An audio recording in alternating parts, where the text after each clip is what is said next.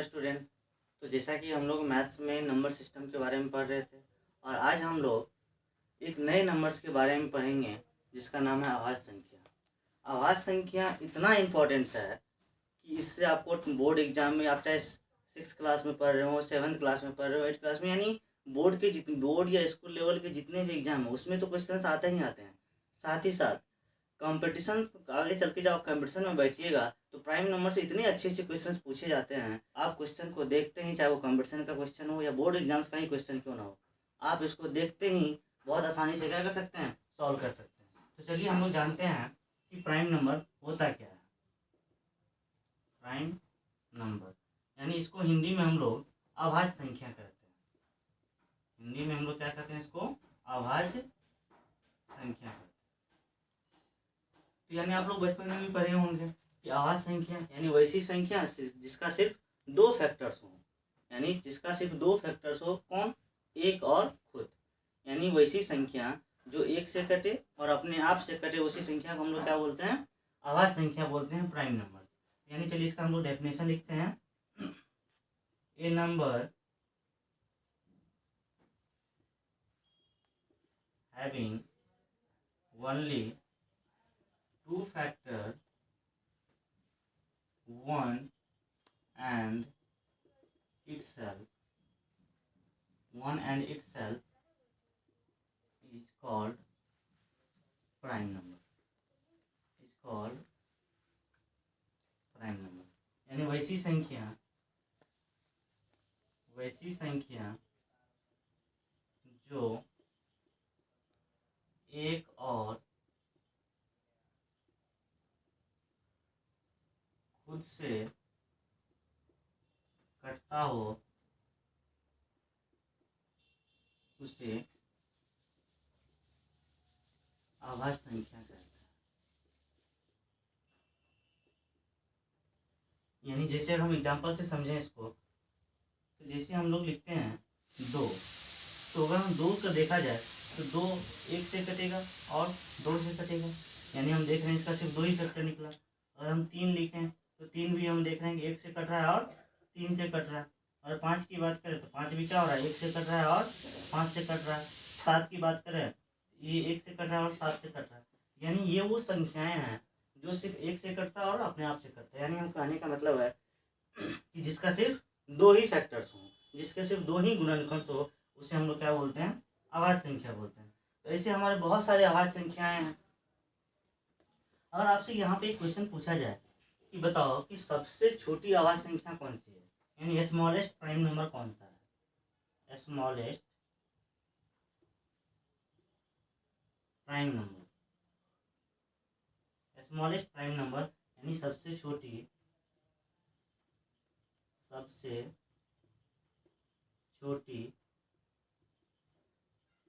संख्या। तो सबसे छोटी अभाज्य संख्या, तो देख रहे हैं कि अभाज्य संख्या कहाँ 2 से शुरू हुई है, तो हमारा आंसर क्या हो जाएगा, 2। यहाँ पे एक और क्वेश्चन आपसे पूछा जाएगा कि बताओ कि इवन प्राइम नंबर कौन है, सम अभाज्य संख्या कौन सा है। तो 2 ही एक ऐसा अभाज्य संख्या है जो क्या होते हैं, सम होते हैं, बाकी सारे के सारे क्या हैं, और प्राइम नंबर्स होते हैं। तो अगर आपसे पूछा जाए कि इवन प्राइम नंबर कौन सा है, इवन प्राइम नंबर यानी सम अभाज्य संख्या,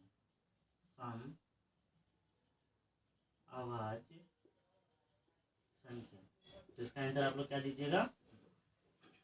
लेकिन अगर यही आपसे क्वेश्चन पूछा जाए कि बताओ स्मॉलेस्ट ऑड प्राइम नंबर कौन सा है, ऑड प्राइम नंबर यानी सबसे छोटी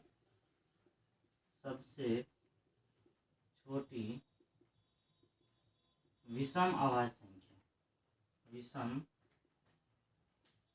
संख्या कौन सी है। तो विषम अभाज्य संख्या 2 के बाद हम 3 भी क्या है, अभाज्य संख्या, और ये सबसे छोटी भी है, तो इसका आंसर क्या हो जाएगा, हमारा 3 हो जाएगा। तो यहाँ पर हम लोग क्या सीखा कि अभाज्य संख्या किसको बोलेंगे, वैसी संख्या जो सिर्फ 1 से कटता हो और अपने आप से कटता हो, यानी जिसका सिर्फ 2 ही गुणनखंड हो, 2 ही फैक्टर्स हो, उसे हम लोग क्या बोलेंगे, अभाज्य संख्या बोलेंगे। अगर आपसे क्वेश्चन पूछा जाए कि स्मॉलेस्ट प्राइम नंबर कौन सा है, सबसे छोटी आवाज संख्या कौन सी है, तो आंसर क्या हो जाएगा हमारा 2 हो जाएगा। अगर यहीं आपसे क्वेश्चन पूछा जाए कि बताओ इवन प्राइम नंबर कौन सा है, यानी सम आवाज संख्या कौन सा है, तो हम लोग क्या जवाब देंगे 2। लेकिन अगर आपसे यही क्वेश्चन पूछा जाए कि सबसे छोटी विषम आवाज संख्या कौन सी है, यानी सब, तो हम लोग क्या जवाब देंगे 3। तो चलिए इसको जल्दी से नोट कीजिए आप लोग। कौन सी है 2, और सबसे छोटी विषम आवाज संख्या कौन सी है, तो 3। अगर मान लीजिए आपसे क्वेश्चन पूछा जाए कि बताओ कि 1 से लेकर के 100 तक में कितनी आवाज संख्या है, कितनी आवाज संख्या है 1 से लेकर के, यानी prime numbers from 1 to 100, prime number from 1 to 100, यानी 1 से लेकर के 100 तक में कितनी आवाज संख्या है। तो इसको अगर हमको लिखना है, जैसे कि हम लोग आपको पहचानने के लिए बता ही दिया है कि जो 1 से कटे और खुद से कटे। चलिए हम लोग लिखते हैं कि 1 से लेकर के 100 तक में कौन कौन सी आवाज संख्या है।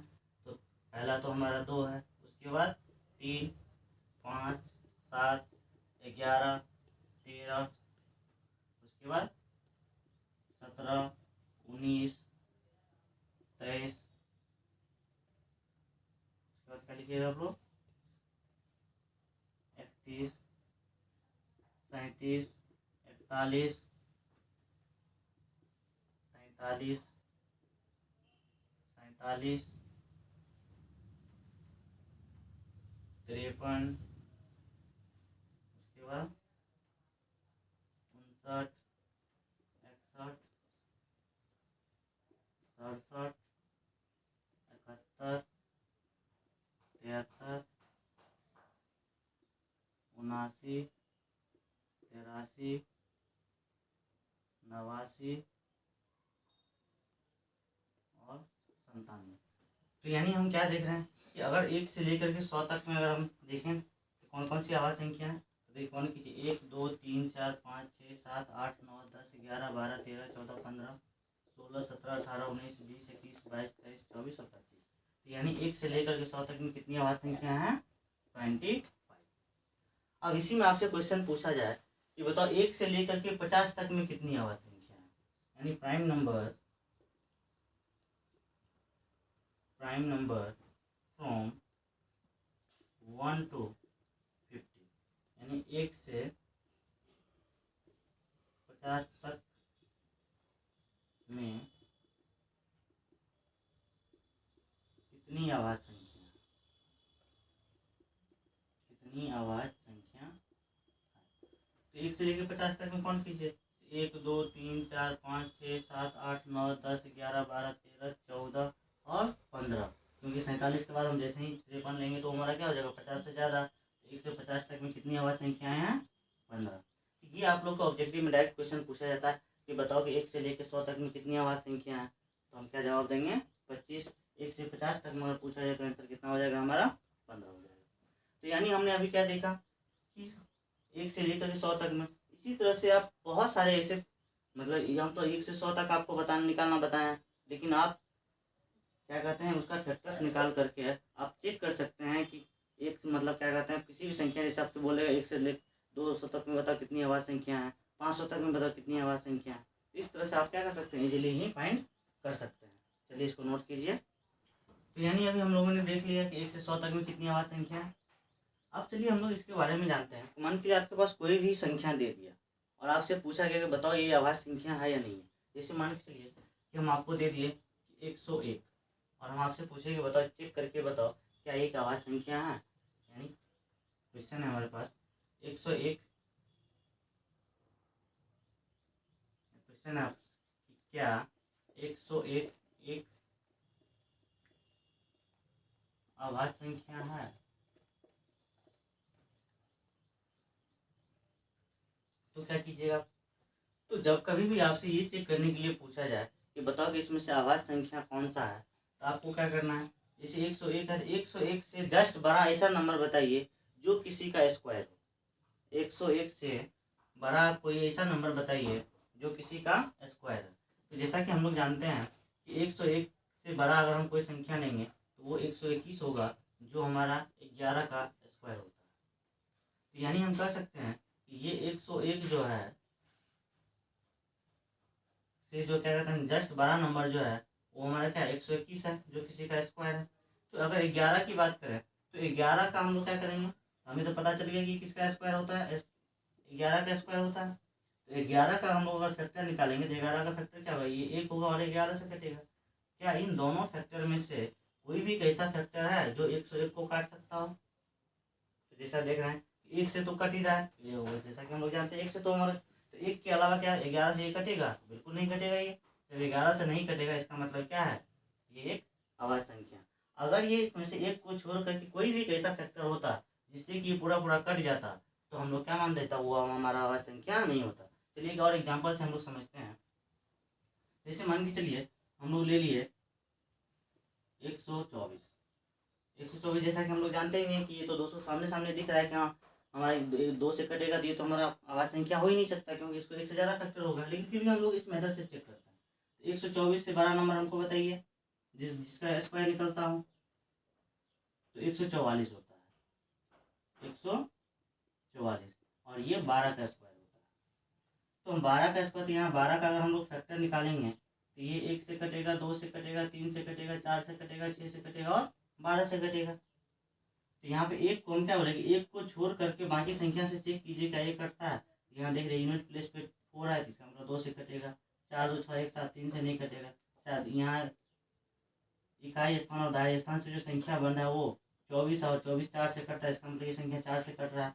तो हम क्या देख रहे हैं कि ये संख्या 1 से ज़्यादा संख्याओं से कट रहा है, इसका मतलब ये हमारा अभाज्य संख्या नहीं है। तो जब कभी भी हमें पता करना हो कि ये अभाज्य संख्या है या नहीं है तो आप क्या कीजिए, उससे जस्ट कोई बड़ा नंबर लीजिए और जो किसी का स्क्वायर हो, और उस जो जिसका वो स्क्वायर है उसका फैक्टर निकालिए, और 1 के अलावा चेक कीजिए क्या कोई ऐसा फैक्टर है जिससे वो कट रहा हो। अगर वो कट रहा है तो इसका मतलब अभाज्य संख्या नहीं है, अगर वो नहीं कट रहा है तो उसका मतलब क्या है, वो एक अभाज्य संख्या है। चलिए इसको नोट कीजिए जल्दी से। चलिए हम लोग और अभाज्य संख्या के बारे में और थोड़ा सा कुछ जानकारी हासिल करते हैं।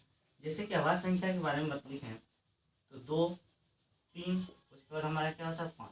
यानी अगर हम 2 और 3 को छोड़ दें तो क्या 5 को हम लोग 6 गुना 1 माइनस 1 लिख सकते हैं। 6 में से 1 गया, 6 को 1 से गुना करेंगे तो 6, और 1 चला गया तो कितना बचा 5। उसके बाद अभाज्य संख्या हमारा क्या होता है 7। इसको हम क्या 6 गुना 1 प्लस 1 लिख सकते हैं। उसके बाद हमारा अभाज्य संख्या क्या होता है 11। इसको हम 6 गुना 2 माइनस 1 लिख सकते हैं।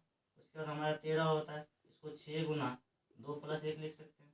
उसके बाद हमारा अभाज्य संख्या 17 होता है, उसको 6 गुना 3 माइनस 1 लिख सकते हैं। उसके बाद हमारा 19 होता है, जिसको 6 गुना 3 प्लस 1 लिख सकते हैं।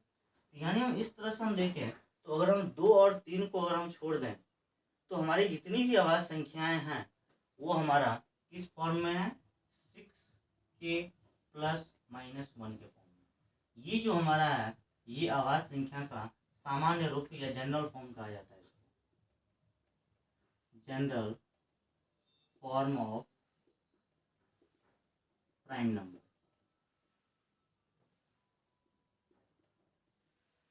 अभाज्य संख्या का सामान्य रूप, सामान्य रूप। यानी हम अगर इस हमको इतना भी अगर याद है तो हम क्या कर सकते हैं, यहाँ पे इसकी मदद से हम जितनी भी चाहे उतनी अभाज्य संख्या हम लोग क्या कर सकते हैं, लिख सकते हैं। जहाँ पे हमारा के का वैल्यू क्या क्या होगा 1 2 3 4, यानी आप जहाँ तक चाहें ले सकते हैं। तो यहाँ से हमें एक बात पता चलता है कि अगर कोई भी अभाज्य संख्या है तो या तो हमारा 6k प्लस 1 के फॉर्म में होगा या 6k माइनस 1 के फॉर्म में होगा। यानी k का वैल्यू हमारा 1 2 3 4 5 6 कुछ भी हो सकता है। यानी हम इस फॉर्म में लिखेंगे तो भी हमारा क्या होगा, अभाज्य संख्या होगा, और इस फॉर्म में लिखेंगे तो भी हमारा क्या होगा, अभाज्य संख्या होगा। लेकिन यहाँ पे एक चीज़ आप ध्यान रखिएगा, एक नोट याद रखिएगा कि मान के चलिए हम किसी भी अभाज्य संख्या को इस फॉर्म में लिखना चाह रहे हैं, और मान लीजिए इस यानी ये जो हम एक फॉर्मूला लिखे हैं 6k प्लस 1 या 6k माइनस 1, इसके फॉर्म में अगर हम लिखना चाह रहे हैं और हमने कोई वैल्यू ऐसा पुट किया और उसके यूनिट प्लेस पे हमारा 5 आ जाए। अगर यूनिट प्लेस पे क्या आ जाए 5 आ जाए तो उस स्थिति में वो हमारा अभाज्य संख्या नहीं होगा। और यूनिट प्लेस पे क्या आ जाए 5 आ जाए तो उस स्थिति में हम उसको क्या मानेंगे, आवाज संख्या नहीं मानेंगे। जैसे मान के चलिए और हम के का वैल्यू यहाँ पे 4 ले लेते हैं। जब हम के का वैल्यू यहाँ 4 रखेंगे ये हो जाएगा 6 × 4 + 1 हो जाएगा, ये 6 × 4 = 24 + 1 हो जाएगा और ये 25। यूनिट प्लेस पे यहाँ पे क्या आया हमारा 5 आया। और जब यूनिट प्लेस पे जब 5 आता है तो हम लोग जानते हैं कि वो हमारा क्या होता है संख्या 5 से कट जाता है, तो हमारा 1 से ज़्यादा फैक्टर हो गया ना इसका। यानी इस स्थिति में ये हमारा क्या होगा, जब प्राइम नंबर नहीं होगा। तो बस आपको इतना ध्यान रखना है कि अगर यूनिट प्लेस पे 5 आ रहा है तो हम उसको हम आवाज़ संख्या में काउंट नहीं करेंगे। बाकी आप के का किसी भी वैल्यू के लिए आप इस मेथड के द्वारा हम लोग क्या कर सकते हैं, आवाज़ संख्या फाइंड कर सकते हैं। चलिए इसको जल्दी से नोट कीजिए। तो जैसा कि हमने आप ये क्या बताया कि कोई भी अगर प्राइम नंबर है तो 2 और 3 को अगर हम लोग छोड़ दें तो जितने भी प्राइम नंबर है वो हमारा 6k + 1 या 6k - 1 के फॉर्म में होता है। जैसे मान के लिए हम लोग चेक करते हैं, इसके द्वारा हम लोग चेक कर सकते हैं कोई भी संख्या आवाज़ संख्या है या नहीं। जैसे मान के चलिए कि हम लोग ले लेते हैं 120। हमने 120 लिया और हमको चेक करना है कि ये आवाज़ संख्या है या नहीं है। तो हम लोग क्या करेंगे, इसको 6k + 1 के बराबर करेंगे या 6k - 1 के बराबर हम करेंगे। और बराबर करने पर अगर k का वैल्यू कोई पॉजिटिव इंटीजर आ गया तो इसका मतलब क्या होगा, ये एक आवाज़ संख्या होगा। अगर पॉजिटिव इंटीजर नहीं आया तो इसका मतलब ये आवाज़ संख्या नहीं है। तो चलिए यहाँ पे रखेंगे तो हम लोग 6k उधर लेके जाइएगा तो 120 - 1 आएगा, तो 6k बराबर क्या हो जाएगा हमारा, यहाँ पे 120 लिखिए, यहाँ से 119 हो जाएगा। तो यहाँ पे के का वैल्यू निकाले तो 119/6 आएगा। तो यहाँ पे हम लोग क्या देख रहे हैं, फ्रैक्शन वैल्यू आया। मतलब इस 6k + 1 के द्वारा अगर हम लोग चेक करते हैं इससे, क्योंकि ये तो हमारा पॉजिटिव इंटीजर तो दिया नहीं, ये हमारा फ्रैक्शन वैल्यू आया। मतलब इस तरीका से ये हमारा आवाज़ संख्या, ये क्या दिखाता है कि ये हमारा आवाज़ संख्या नहीं है। हो सकता है कि इस पर सेट हो, इस पर चेक करते हैं हम लोग। यहाँ से 6 के बराबर क्या लिखे, उसको उधर लेके जाएगा 120 + 1, यहाँ से 6 के बराबर 121, यहाँ के बराबर 121 कितना हो जाएगा 6। ये भी पूरा पूरा नहीं कट रहा है, मतलब कि हमारा पॉजिटिव इंटीजर नहीं है। इसका मतलब है कि ये 120 भी आवाज़ संख्या नहीं है। अगर हमारा ये कोई पॉजिटिव इंटीजर आ जाता तो हम लोग क्या मानते हैं कि ये हमारा आवाज़ संख्या। जैसे मान के लिए एक और एग्जाम्पल से हम लोग देखते हैं। जैसे मान के चलिए हम लोग लिख लेते हैं 97। जैसा कि हम लोग आपको बताया भी था कि 97 क्या आएगा, आवाज़ संख्या है। तो इसको हम लोग चेक करते हैं इस मेथड से क्या सही में ये आवाज़ संख्या है या नहीं है। तो इसको हम लोग क्या करेंगे, या तो हम लोग 6k + 1 के बराबर करेंगे। अगर यहाँ से k पॉजिटिव इंटीजर आ गया तो मानेंगे कि आवाज़ संख्या है, या हम लोग इसको 6k - 1 के बराबर करेंगे। अगर यहाँ से हमारा कोई पॉजिटिव इंटीजर आ गया तो मानेंगे इसका मतलब ये आवाज़ संख्या इस पे सेट है। तो यहाँ से चलिए निकालते हैं 6k, इसको उधर लेके जाएंगे तो 97 - 1, तो 6 के बराबर क्या हो जाएगा हमारा 96। यहाँ से k का वैल्यू 96/6 आ जाएगा। चलिए काटिए इसको, 6 × 6 3 6 × 36, यानी k का वैल्यू हमारा क्या आ गया, एक पॉजिटिव इंटीजर आ गया। इसका मतलब ये हमारा 97 क्या है, एक आवाज़ संख्या है। और ये किस पे सेट है, 6k + 1 पे सेट है। यानी इस तरीका से भी हम लोग किसी भी संख्या को पता कर सकते हैं कि वो आवाज़ संख्या है या नहीं है। इसके लिए कुछ नहीं करना है आपको। जब भी कोई संख्या के बारे में पूछा जाए कि बताइए कि आवाज़ संख्या है कि नहीं है, तो आपको क्या करना है, उस संख्या को एक बार 6k - 1 के बराबर करना है और दूसरा बार 6k + 1 के बराबर करना है। और हम दोनों में से चेक करेंगे, दोनों में से अगर किसी भी फॉर्म में k का वैल्यू अगर कोई पॉजिटिव इंटीजर आ गया तो उस स्थिति में हम लोग क्या मानेंगे, वो आवाज़ संख्या। अगर पॉजिटिव इंटीजर नहीं आया तो हम लोग क्या मानेंगे कि वो एक आवाज़ संख्या नहीं है। चलिए इसको जल्दी से नोट कीजिए। तो अभी हम लोगों ने क्या देखा कि आवाज़ संख्या को हम लोग पहचानेंगे कैसे, और कोई भी आवाज़ संख्या को हमने ये भी देखा कि ये हमारा क्या है, अगर 2 और 3 को छोड़ दे तो वो सारे के सारे आवाज़ संख्या क्या है, या तो 6k + 1 के फॉर्म में है या 6k - 1 के फॉर्म में। और हम इसके मदद से हम लोग आसानी से हम लोग चेक कर सकते हैं किसी भी संख्या के बारे में कि वो आवाज़ संख्या है या नहीं है।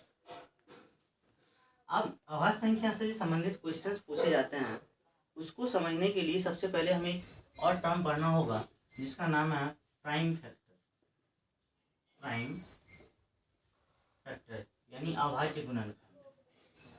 अभाज्य गुणनखंड यानी यहाँ पे एक चीज़ आप लोग कन्फ्यूजन दूर कर लीजिएगा।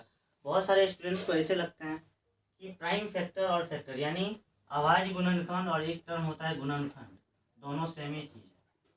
लेकिन नहीं, ये दोनों में बहुत ही अंतर है। आवाज़ गुणनखंड एक अलग चीज़ है और गुणनखंड एक अलग चीज़ है। तो इसमें आप लोग कन्फ्यूज नहीं हो गया। हम लोग अभी सबसे पहले सीखेंगे कि आवाज़ गुणनखंड क्या होता है, तब आप लोग को हम ये भी बताएंगे कि गुणनखंड क्या होता है। तब आप लोग कंपेयर कीजिए कि आवाज़ गुणनखंड और गुणनखंड में कितना ज़्यादा अंतर है। तो आवाज़ गुणनखंड हम लोग किसको बोलेंगे?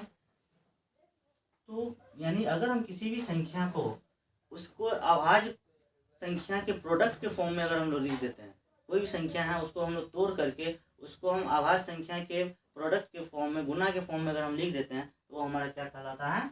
आवाज़ गुणनखंड कहलाता है। यानी चलिए इसको हम लोग डिफाइन करेंगे। If any composite number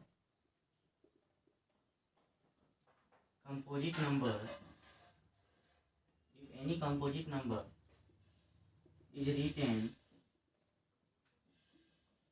written as the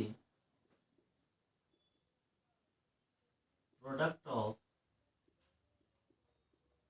prime number, then it is called prime factor.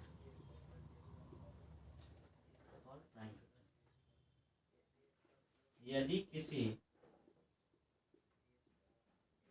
भाज्य संख्या को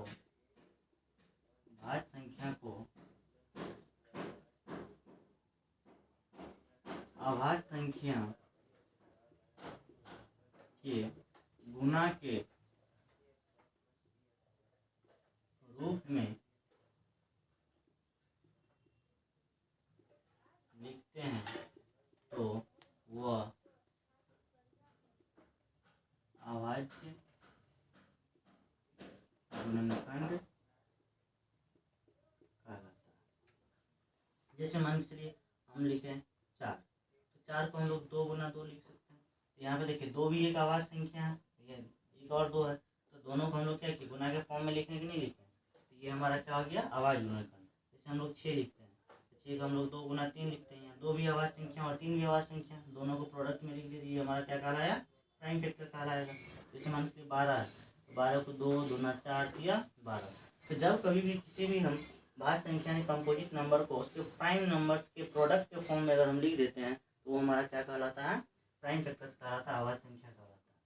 तो ये इतना ज़्यादा इम्पोर्टेंस है, इसकी मदद से आप लोग एलसीएम फाइंड कर सकते हैं, एचसीएफ फाइंड कर सकते हैं, कितने फैक्टर्स होंगे वो निकाल सकते हैं, किसी भी संख्या के कितने फैक्टर्स का सम कैसे निकलता है। यानी इस पे इतना सा अच्छा क्वेश्चन सब पूछे जाते हैं आपके बोर्ड एग्जाम में, कंपटीशन में, कि आप लोग देख करके आसानी से इसको क्या कर सकते हैं? सॉल्व कर सकते हैं, अगर आप लोग बारीकी से इस चीज़ को समझते हैं। तो चलिए इसको नोट कीजिए और इसके बारे में हम लोग जानते हैं कि इस पर क्वेश्चंस कैसे कैसे आते हैं। चलिए क्वेश्चंस करने से पहले हम लोग क्वेश्चंस कर लेते हैं, फिर हम लोग पढ़ेंगे कि फैक्टर्स क्या होते हैं, यानी गुणनखंड क्या होता है। जैसे मान के लिए आप लोग के एग्जाम में पूछा जाता है क्वेश्चन कि 25 इंटू 24 इंटू 36, और इसमें आपसे पूछा गया कि अंत में शून्य की संख्या कितनी है? शून्य की संख्या कितनी हो? ये आप लोगों से बोर्ड के एग्जाम्स में भी पूछे जाते हैं और कंपटीशन में भी यहाँ से क्वेश्चन पूछा जाता है। तो आप लोग के दिमाग में आ रहा होगा ये तो बहुत आसान सवाल है, हमसे तो गुना ही तो पूछा गया, हम गुना कर देंगे और देख लेंगे अंत में कितना शून्य है। आप बिल्कुल ऐसा कर सकते हैं, लेकिन इससे आपको क्या होगा? टाइम का कंजम्पशन होगा, आपको समय ज़्यादा लगेगा। तो अगर आप प्राइम फैक्टर्स अच्छे से पढ़े हैं, तो आप इस सवाल को देखते ही आप आसानी से सॉल्व कर सकते हैं। अब इसको समझने से पहले आप लोग एक चीज़ बताइए, अगर हम कोई संख्या 10 लिखते हैं, तो 10 का हम प्राइम फैक्टर्स क्या लिखेंगे? आवाज़ का 2 गुना 5 लिखेंगे। अगर मान लीजिए 100 है, तो 100 का प्राइम फैक्टर्स क्या लिखेंगे? तो 2 दूना 4, 5 20 और 5 100 होता है। और मान लीजिए कोई संख्या 1000 है, तो इसका प्राइम फैक्टर क्या लिखिएगा? 2 दूना 4 दूना 8, 5 40, 5 200, 200 5 1000। तो यहाँ पे आप एक गौर से देखिए, यहाँ अंत में शून्य की संख्या कितनी? 1। तो 2 और 5 का काय को जोड़ा बना? 1 जोड़ा। यहाँ अंत में शून्य की संख्या कितनी है? 2। तो 2 और 5 को काय को जोड़ा बना? 2। यहाँ अंत में शून्य की संख्या कितनी है? 3। तो 2 और 5 का काय को जोड़ा बना? 3 को जोड़ा। यहाँ से ये बात समझ में आती है कि अगर हमें शून्य की संख्या पता करनी है तो हमें ये पता कर लो कि 2 और 5 का जोड़ा कितना है। अगर हमें शून्य की संख्या पता करना है तो हमको इसको गुना नहीं करना है, हमको ये पता कर लेना है कि 2 और 5 का शून्य जोड़ा कितना है, जितना जोड़ा उतना शून्य। तो चलिए इसका हम लोग प्राइम फैक्टर्स निकाल लेते हैं। पहला 25 है तो 25 को आप लोग 5 गुना 5 लिख सकते हैं। 24 है तो इसको 2 दूना 4 दूना 8 3 24 लिख सकते हैं। 36 है तो 2 दूना 4 या 12 या 36, प्राइम फैक्टर्स लिख लिए। अब यहाँ 5 2 बार, 2 1 2 3 4 5 बार, तो 2 और 5 का एक लिखें। Number of zeros at the end, यानी अंत में शून्य की संख्या कितनी है। तो कुछ नहीं करना है, बस सारे जो भी संख्या दिया हो उसका प्राइम फैक्टर्स लिखिए और उसमें ढूंढिए कि 2 और 5 का कितना जोड़ा है। 2 और 5 का जितना जोड़ा, अंत में शून्य की संख्या भी उतनी है। चलिए एक और क्वेश्चन हम लोग देखते हैं। क्वेश्चन आपके पास 25 का होल स्क्वायर इंटू 64 इंटू 40, और इसमें सेम क्वेश्चन पूछा गया कि अंत में शून्य की संख्या कितनी है। कि अंत में शून्य की संख्या कितनी है। तो आपको भी क्या करना है, गुना कीजिएगा। नहीं, गुना बिल्कुल नहीं करेंगे, क्योंकि इससे हमें क्या होगा। आप देखिए गुना करने जाइएगा तो 25 को पहले स्क्वायर कीजिए, फिर उसको 64 से गुना कीजिए, फिर उसको 40 से गुना कीजिए, तो नंबर तो एक मिलेगा लेकिन समय आपका ढेर चल जाएगा।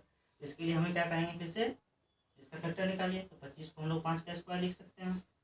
यहाँ पे पावर 2 है, इसको आप लोग क्या लिख सकते हैं, 2 के पावर 6 लिख सकते हैं। 2 को 6 बार गुना करने पे 64 आता है। 2 दूना 4 8 9 16 9 32 ना 64, इसको 6 लिख सकते हैं।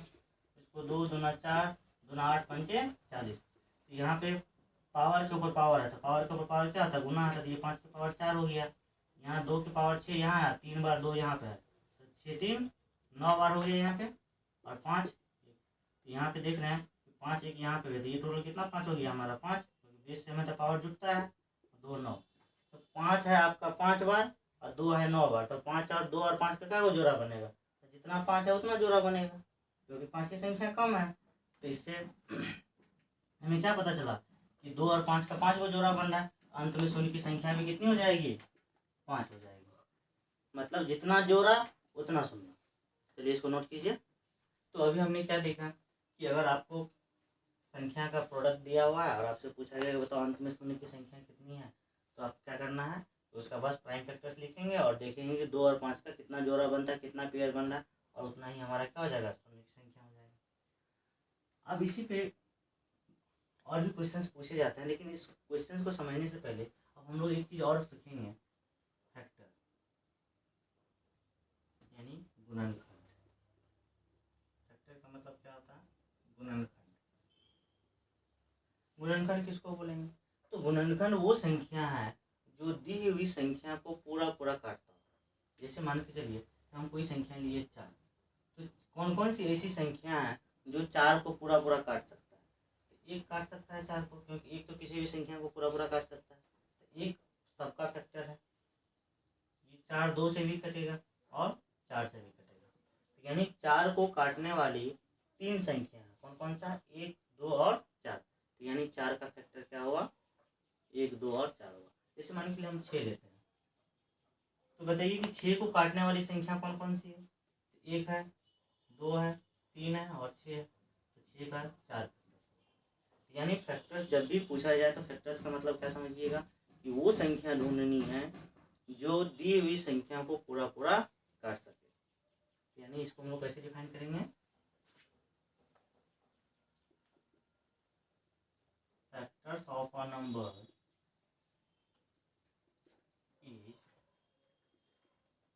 is that number which divide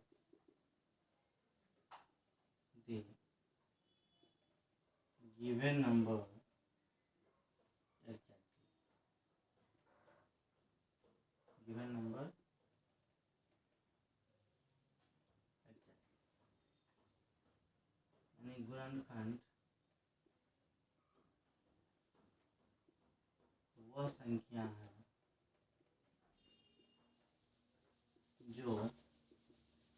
दी हुई संख्या को पूरी तरह विभाजित कर सकते।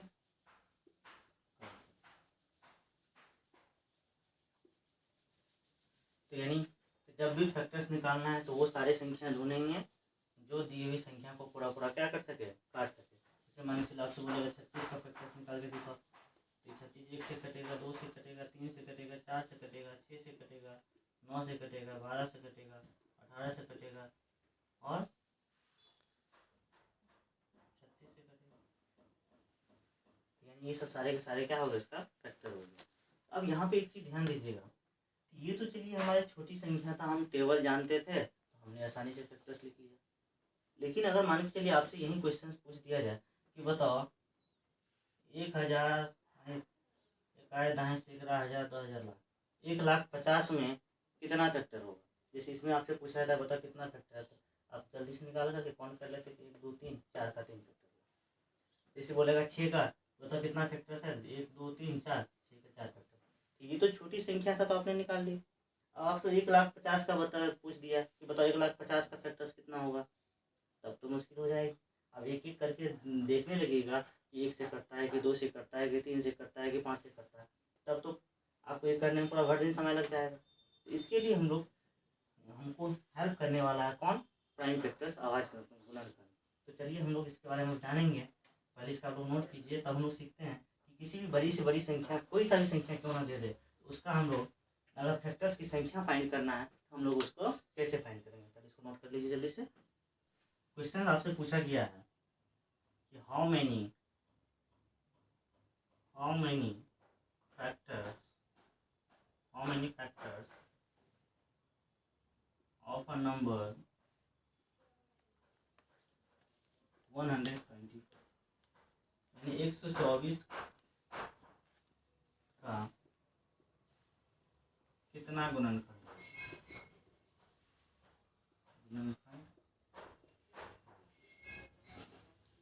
तो यहाँ पे इसके लिए हम लोग क्या करेंगे, 124 का सबसे पहले हम लोग क्या करेंगे, अभाज्य गुणनखंड निकालेंगे। तो अभाज्य गुणनखंड निकालिएगा तो क्या लिखिएगा बताइए। तो हम लोग अगर बड़ी संख्या अभाज्य गुणनखंड डायरेक्ट नहीं निकाल पा रहे था, वैसे निकाल लीजिए। पहले 2 से भाग कीजिए, 2 6 12, 2 2 4, फिर 2 से लगाइए, 2 3 6, 2 1 2। तो अब क्या निकलेगा इसका, अब 31 तो अभाज्य संख्या होता है जो किसी से कटेगा ही नहीं। इसका हमारा प्राइम फैक्टर्स का क्या हो गया, 2 गुना 2 गुना 31, यानी इसको हम 2 के पावर में 2 गुना 31 के पावर में 1 लिख सकते हैं। तो जब भी हमको फैक्टर्स निकालना हो, टोटल फैक्टर्स अगर फाइंड करना हो, तो क्या करना है, प्रत्येक फैक्टर्स का जो पावर है उसमें हम लोग को 1 जोड़ करके गुना कर देना। जैसे यहाँ 2 के पावर में 2 है तो 2 में +1 कीजिए, कितना हो गया, तो 2 + 1। फिर 31 के पावर में 1 है, 1 में 1 अपने मन से जोड़ दीजिए, ये कितना हो गया 3, इधर 2, तो गुना करने पे कितना, तो यानी 124 का टोटल कितना फैक्टर्स है, 6 फैक्टर्स है। इसको हम लोग चलिए आप लोग प्रूफ दे देते हैं ताकि आप लोग को ज़्यादा विश्वास हो।